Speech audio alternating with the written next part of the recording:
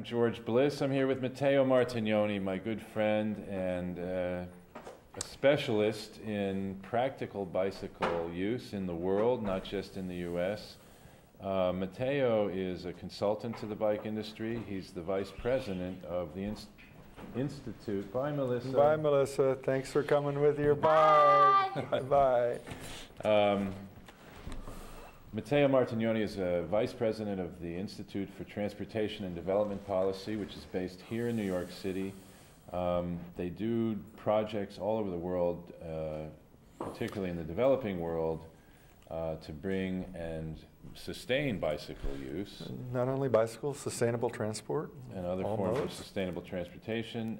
Matteo is also a former member of the U.S. National Cycling Team and a builder of bicycles and tricycles. So please tell us more about your experience trying to help developing countries with their bicycle infrastructure, bicycle technology. My personal experience is that I've worked in Haiti and in Senegal and in Indonesia and in India, where I work for this larger institute. And we do sustainable transport practice mainly in the third world, but we also do some work in Europe and some domestically in U.S.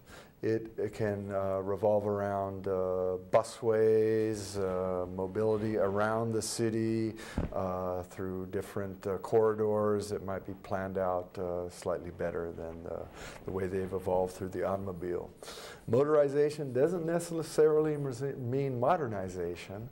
So the bicycle, I feel, as George feels, is a universal design. It's good for poor people, it's good for rich people, it gets you that final mile, it gets you to the door. You can ride it in all kinds of weather, it's inexpensive, it's easy to maintain, and your carbon footprint is extremely light. You need a little bit of, a tin of grease would last you a long time to keep your bicycle running. So spaghetti power, basically. There you go. There you go. Vegetable oil power. There you go. No biofuel. Directly the oil on your chain. So tell us a bit about India. We're seeing some images of bicycle rickshaws. Is that what they call them? India, they call them cycle rickshaws. Incredible country, India. Many things going on there at all times. Beautiful people. I lived there for a year and a half, helped to develop this project with the Institute and the United States Agency for International Development. We were contracted to provide transport around the Taj Mahal in Agra, India, because the monument, it's a World Heritage Monument, the surface was becoming degraded by the low sulfur diesel of all the tourist buses. And then they attempted some electric vehicles, some $20,000 of electric buses and battery packs. It was a first or second generation vehicle. They had very little success in maintaining the vehicle and how to utilize it correctly and this and that. So we came in with some design students from the Indian Institute of Technology in Delhi in 1996.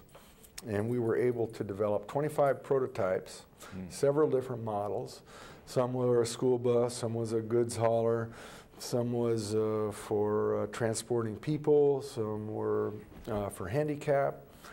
And through that, there are 250,000 of this design in 7 cities in India, and the project is still expanding after our departure. It has taken hold. We were able to do this by not marginalizing the traditional rickshaw builders. Although we did design a rickshaw that had an integral frame, it wasn't a bicycle attached to some angle iron with a wooden seat. We unified the frame, made the structure safer, more rigid, cheaper, and lighter. And so that was a real success story in sort of the appropriate technology realm.